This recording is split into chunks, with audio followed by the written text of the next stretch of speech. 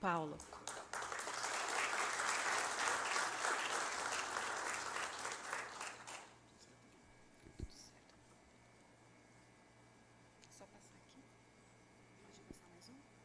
Pessoal, uma boa tarde. Desculpe, eu sou curitibano, estou quase sem voz. Emocionado pelo professor Sabatini aqui. Estou no templo da engenharia com o maior sacerdote que eu conheço. Obrigado, professor Sabatini. Vocês caprichem no som e vocês ouçam um pouquinho mais alto, tá bom, por favor. Qualquer coisa eu tenho um backup, professor Renato Saad, por favor. Ele desenvolveu esse estudo conosco, é um estudo inovador. Espero que o senhor goste. Para mim, quando me falaram que eu ia falar sobre segurança e falar sobre azulejo, eu achei totalmente assim, o que eu vou fazer lá? O azulejo é uma das divindades da construção civil. Colocar azulejo é uma premissa fundamental, qualquer um coloca. Mas nós nos deparamos há 3, 4 anos com essa realidade. Quem já viu isso? Aconteceu na obra de alguém aqui ou não? Então, uma patologia que era raríssima, passou a ser frequente. Então me ajudem, vocês que estão com a voz melhor que eu, leiam. Assentar cerâmica é tão simples e tão corriqueiro.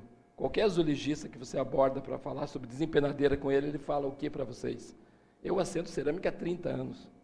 Não é isso? Não faço dupla camada porque não precisa. Então, como nós vamos fazer o que se as construtoras só preocupavam antes do surto com a aparência de ter degrau, de não ter um cantinho lascado. Ninguém imaginava o desplacamento cerâmico.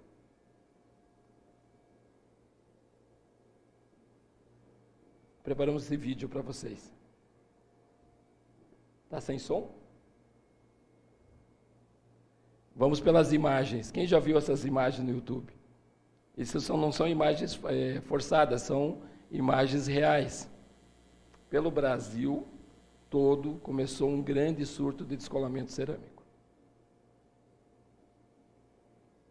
Depois vocês olham na apresentação, tem uma musiquinha que é bem legal, né, Renata? Então, o que está acontecendo atrás desse desplacamento? Um problema de mão de obra, um problema de argamassa, um problema da obra, o aquecimento global. Qual que é o motivo? Então, uma patologia rara virou capa de revista. Todas as grandes revistas técnicas trouxeram esse tema para o mercado. Quem já ouviu falar sobre essa patologia recentemente? Todo mundo que hoje que estuda patologia. Então, nesse momento, está na hora de me apresentar. Não tenho a excelência do professor Sabatini, eu sou aquele camarada ali de cima, né? Que primeiro me apaixonei, quando me formei em 87 na Federal, por cerâmica. Sou um apaixonado por cerâmica. O Tiago, que me conhece, sabe disso. Logo depois me apaixonei pelas argamassas colantes, e depois pelas pastilhas. Então, nesse período todo, eu fui, na primeira fase, uma pessoa que gostava gosto até hoje, de atender reclamações. E consegui esse número de 15.276 visitas, eu tenho essa contabilidade, na casa do cliente, no fronte de guerra. Não por telefone, né, Tiago? Com a Parex, estou há 15 anos, 14, 15 anos, estamos chegando a 900 atendimentos. Bons números, né? E com pouquíssimos PROCONs, isso é bem legal, é o nosso legado. Mas por que eu coloquei esse número? Porque até 2014 eu tinha atendido 14 casos de descolamento cerâmico. Depois de 2014, quantos casos eu atendi? Quantos vocês chutam? O número? Não posso divulgar. A maior parte deles está em segredo de justiça. Viraram processos. Uma patologia que não conseguiu ser resolvida pela habilidade dos assistentes técnicos. Está ali o Tiago, que é um grande perito, um grande pessoa hábil em contornar reclamações, porque atender reclamação é fidelizar cliente. Mas quase todos esses casos viraram o quê, pessoal? Processos judiciais. E os números dos prejuízos são avassaladores. Números mais recentes constam de que tem mais de 100 milhões de reais de prejuízo contraídos pelas construtoras. Isso valores assim que a gente ouve pela mídia. e tem mais de 342 mil metros desplacados no Brasil. O que o senhor acha desse número, professor Sabatini? Isso tudo em 4 a 5 anos. É um número extremamente assustador, e por isso depois o Alexandre vai vir. A Quimicril tem uma contraproposta para isso, que é mostrar o que é um investimento que foi feito há muitos anos, uma grande construtora por essas duas pessoas que não colheram essa herança maligna.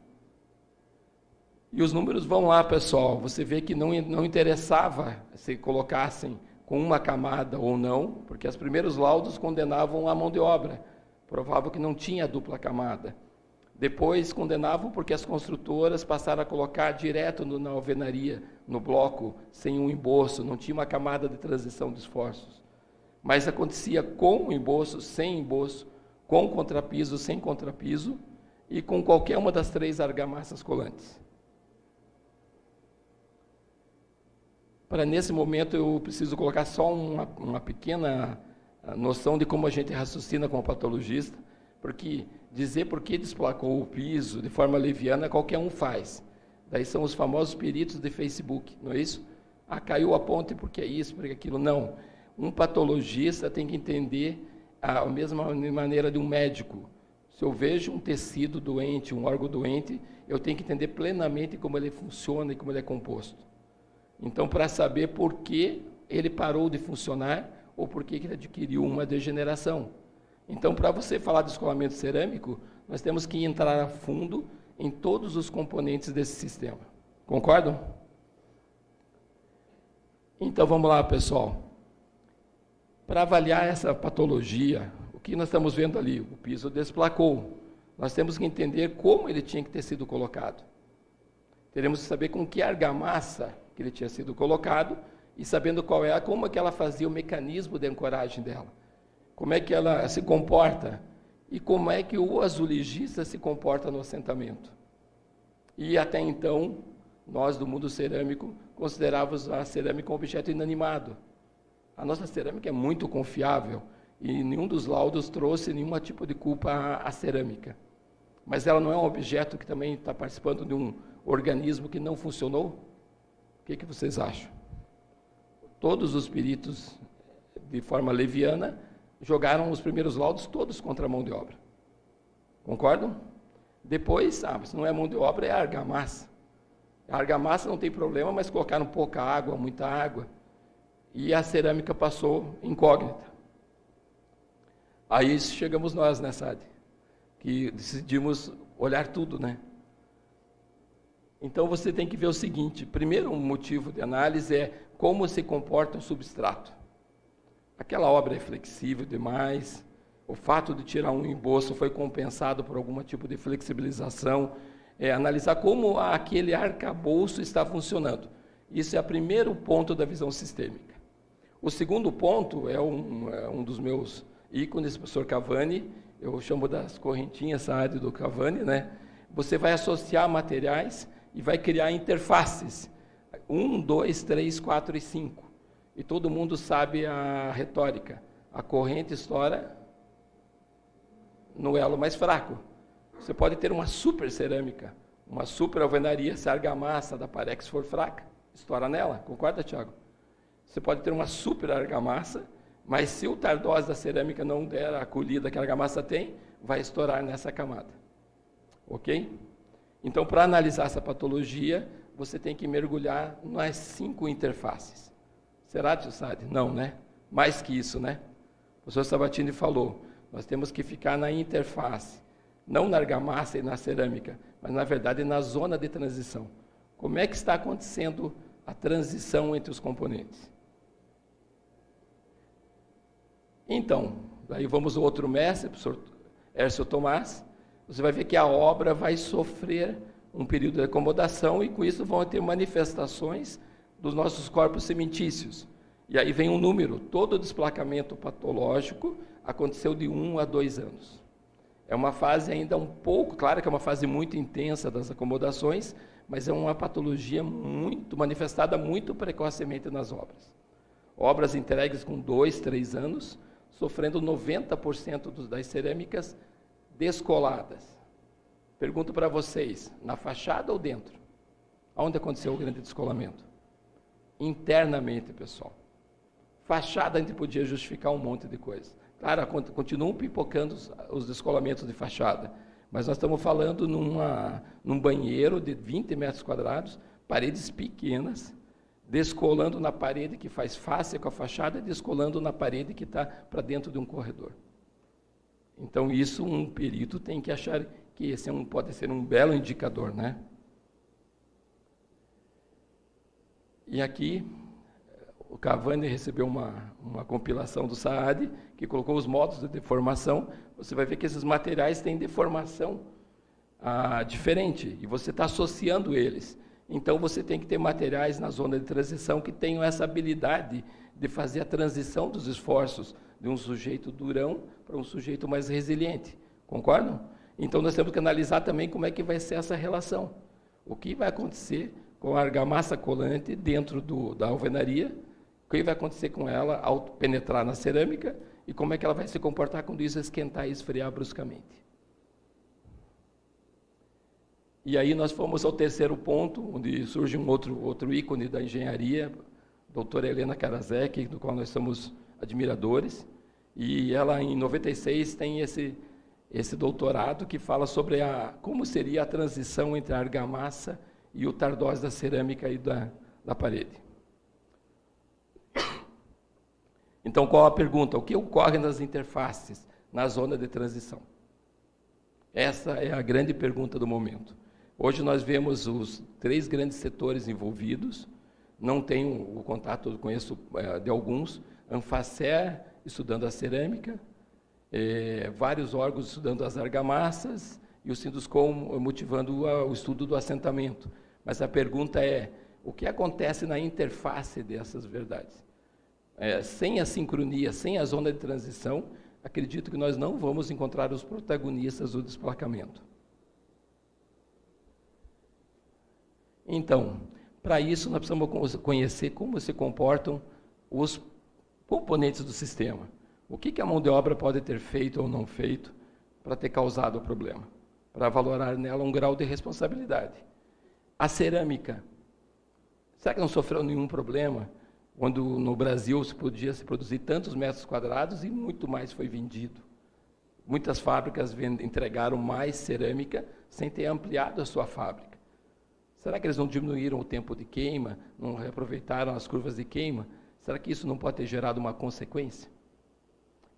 As argamassas colantes, a gente vê assim, eu tenho a honra de trabalhar com a Parex todo esse tempo e vejo como é difícil sustentar a curva de preço. A argamassa colante, quando saíam, custava R$30. Hoje se compra uma argamassa no mercado AC3 por 18, 17. Estou errado, Tiago? Então, existe essa questão de qualidade que passa a ser suspeita no desempenho de uma colocação em grande escala. Então, vamos tentar falar sobre o primeiro, a quem pagou a conta até agora, quem gastou aqueles, quantos milhões? Quantos milhões, sabe que era aquela conta? 100 milhões? Até então, tem sido as construtoras. Paulo, meu amigo, pagou alguns milhões do Jaraguá do Sul, integralmente, sozinho. Por quê? A lei do menor esforço da mão de obra comete erros que são muito visíveis e fáceis de serem periciados. Você chega numa obra brasileira, não tem medidor de água para provar que a pessoa diluiu o fator água-cimento da argamassa colante. Então, um perito, qualquer perito, pode atestar isso, que a argamassa é mal dosada. Concordam? Você tira uma cerâmica que desplacou, vocês vão ver um vídeo aqui rapidinho, você vai ver que ela sai sem dupla camada, a maior parte dos casos foi sem dupla camada e não desmanchou os cordões. Mas antes, isso é errado. Não estamos dizendo que isso é certo, mas não tinha esse desplacamento crônico, mesmo cometendo esses ilícitos. Mas os ilícitos da mão de obra são, sim, muito visíveis e de fácil laudo. Na argamassa colante, a gente verifica, porque a gente fez vários ensaios, abreviação nos traços e nos componentes das argamassas para se adequarem à guerra dos preços. Mas a argamassa colante tinha por si muita gordura para queimar. em relação aos seus potenciais. Então, na minha opinião, ela conseguiu chegar a um nível de preço um pouco perigoso, abdicou do coeficiente de segurança, mas ainda permitia um grau de confiabilidade. Mas também ela ficou na beira do risco dos outros erros dos colegas do sistema. Então, você vai numa obra e não verifica isso. Quem já viu essa foto na sua obra? Pessoal nós falamos lá com o VAP, né? Estão conseguindo fazer agora ou não? Levantar 100 peças, uma peça, e estar assim. Estão conseguindo? Esse é o assentamento dupla camada, pessoal. Você tem que ver os dois substratos saturados e os cordões desmanchados. Mas não é isso que a gente vê pelo Brasil. Outro problema é que nós, no Brasil, subestimamos juntas. Então, não interessa se eu estou em Curitiba, onde as pessoas ficam que nem eu, sem voz, porque uma hora está calor, frio, grande variação, e põe a mesma junta lá em Salvador. Você acha que é assim, pessoal? Nós nos automedicamos pela caixa da cerâmica. Se a cerâmica manda colocar com 2 milímetros, nós colocamos. Se a cerâmica manda 3, nós colocamos. Nós, engenheiros, não sabemos fazer esse cálculo. Concordo que a gente deveria fazer esse cálculo? Abdico do contrapiso. Óbvio que eu tenho que abdicar, mas talvez o esforço na cerâmica seja maior, eu tenho que compensar com mais juntas e movimentação. Mas as pessoas não estão fazendo essa conta.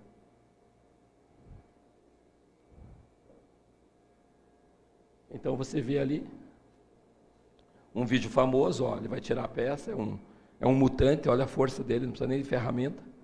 O desplacamento cria no que a peça desplaca, ó. Mas note que a peça não tem sinal de dupla camada. E esse tamanho, por recomendação de norma, teria que ter. Você percebe que os cordões estão ainda um pouco desmanchados, mas não como aquela imagem. Então, é fácil laudar que é um defeito da construtora. Concordam ou não? Quem já recebeu um laudo desse? Só nós? Ninguém? Então, é escancarado que no Brasil não se faz dupla camada e não se desmancha cordões. Eu brinco nas minhas palestras, ele viu, né, que no Brasil a colocação brasileira chama-se colocação vampeta. O Vampeta, quando eu jogava muito no Corinthians, deve ter um monte de corintiano, o Pedroso está aí, né? Não é isso? Foi para o Real Madrid, jogava mais, chegou no Flamengo, não jogava nada. O que ele falou? Está tudo certo aqui, eles fingem que me pagam, eu finjo que jogo. Não é isso? Então, no Brasil, a gente finge que fiscaliza e o pedreiro finge que assenta. Por isso que lá no Vale do Paraíba, o pessoal mudou, não mudou? Vocês estão fiscalizando. Né? Tem que pagar e fiscalizar. O Alexandre vai falar daqui a pouco do case dele, que é uma das chaves pelo sucesso que eles tiveram no assentamento. Voltando agora à corrente lá do Cavani, a gente verifica que a placa cerâmica não se comportou bem na maior parte dos problemas, tanto que se concentrou numa tipologia chamada via seca. E aí eu quero fazer uma correção, porque sou apaixonado por cerâmica. Não tenho nada contra a fabricação paulista que concentra via seca. Mas, na minha opinião, é um problema de lote, não um problema de fábrica, não um problema de produção, de fazer uma cerâmica popular. Por que eu vou explicar para vocês? Para entender a excelência, a cerâmica tem que suportar 3 esforços em relação ao desplacamento. O primeiro é um ensaio mais trivial da cerâmica, que chama-se gretamento. Quem sabe o que é gretamento?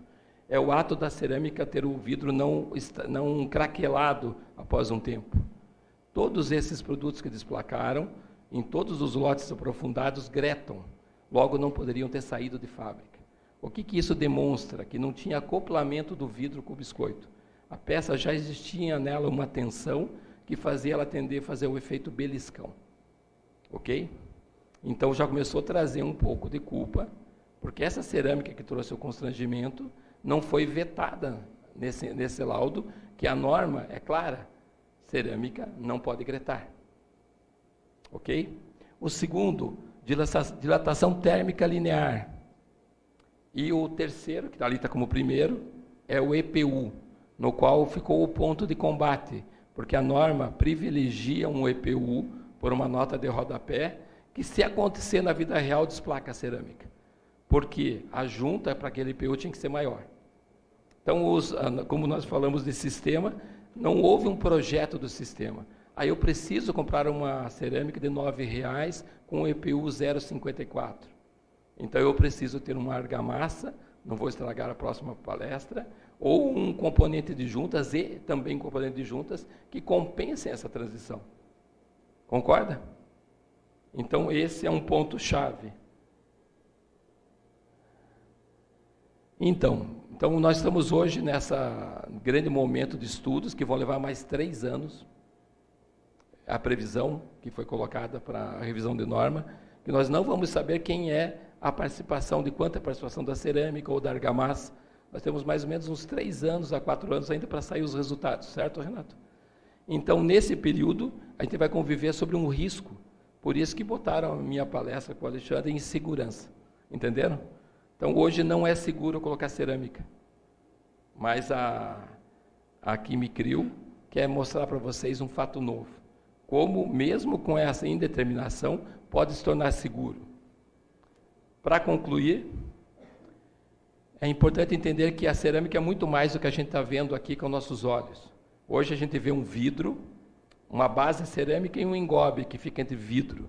Mas olhando no microscópio, nós vemos que é um MEV, que chama, nós vemos como se formou essa cerâmica de verdade.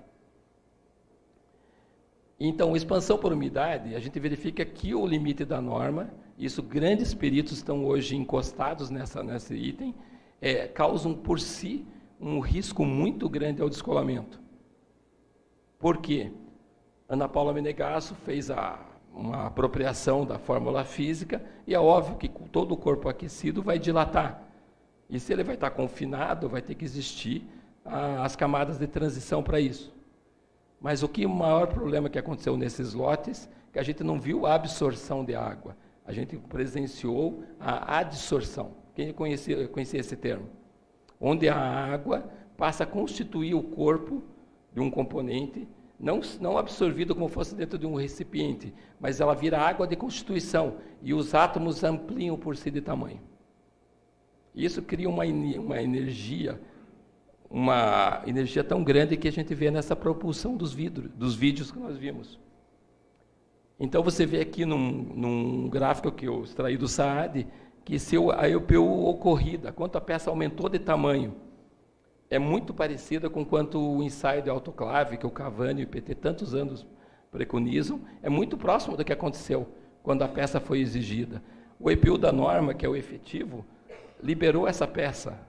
O ensaio da norma não representou a situação real.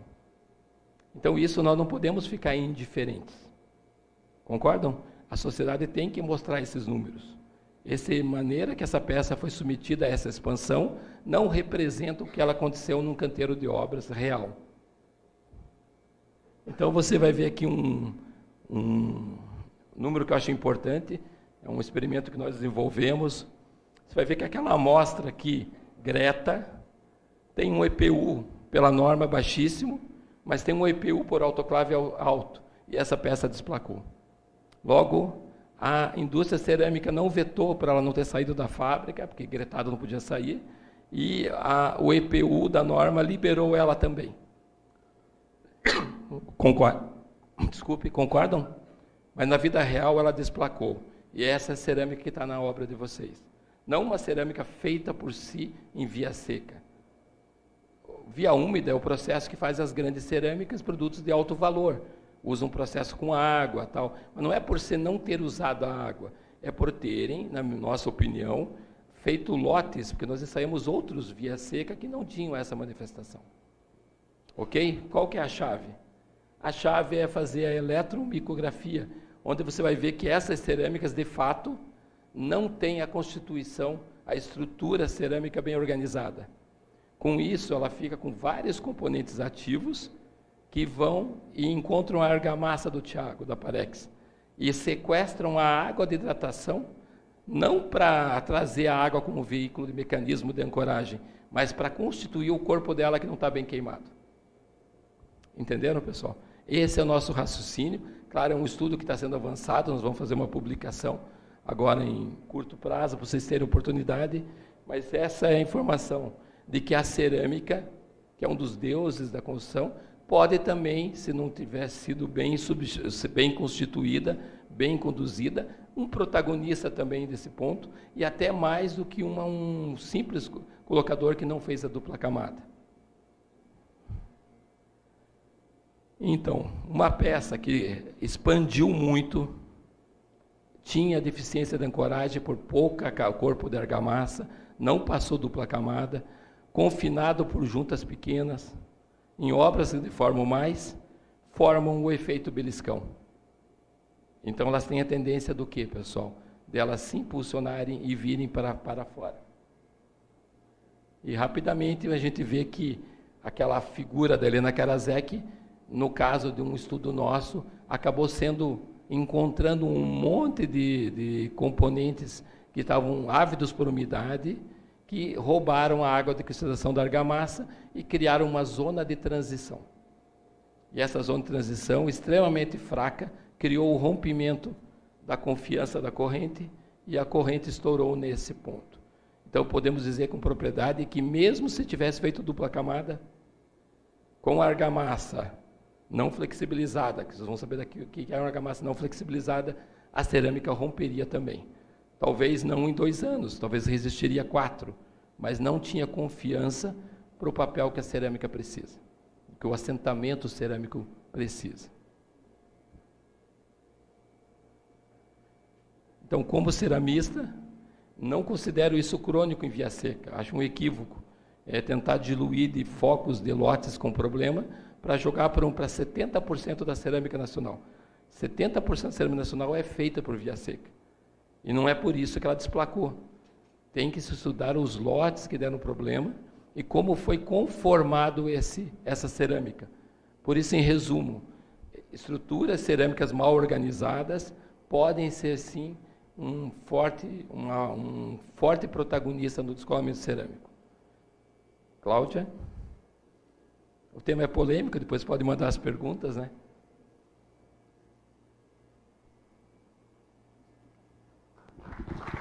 Muito obrigada, Paulo, pela excelente palestra.